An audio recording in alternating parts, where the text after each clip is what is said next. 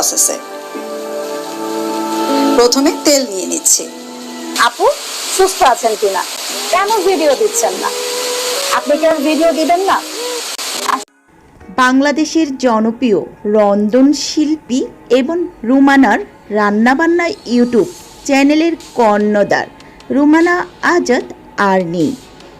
Liver ক্যান্সারের সঙ্গে দীর্ঘ লড়াইয়ের পর একটি বেসরকারি হাসপাতালে চিকিৎসাধীন অবস্থায় তিনি শেষ নিঃশ্বাস ত্যাগ করেন।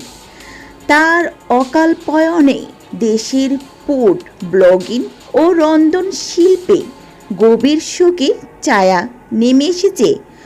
যখন বাংলাদেশি ইউটিউবে রান্নার কন্টেন্ট তৈরির ধারণা একেবারেই নতুন ছিল, তখন রুমানা আজাদি সেই অগ্রদূতের একজন।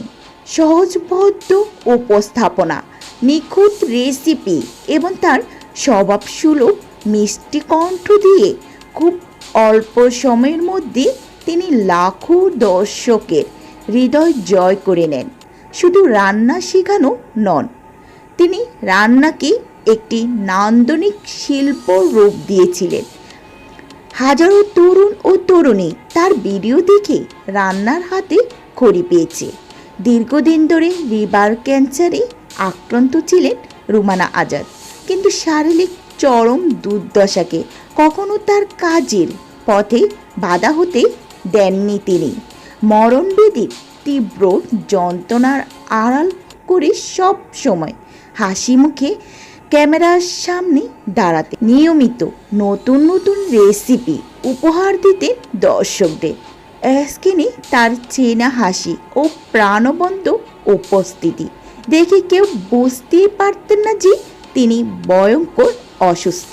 জীবনাশনের পর এখন সেই মিষ্টি কণ্ঠ এবং অসংখ্য জনপ্রিয় রেসিপি শুধু স্মৃতি হয়ে রইল। সামাজিক যোগাযোগ মাধ্যমে তার অনুসারী, সহকর্মী ও ভক্তরা গভীর শোক প্রকাশ করেছেন। অনেকে বলছেন তিনি শুধু একজন রন্ধনশিল্পী ছিলেন না, ছিলেন লাখো লাখো মানুষের অনুপ্রেরণা। শেষ পর্যন্ত তিনি জীবনের জয়গান গেয়ে গিয়েছেন।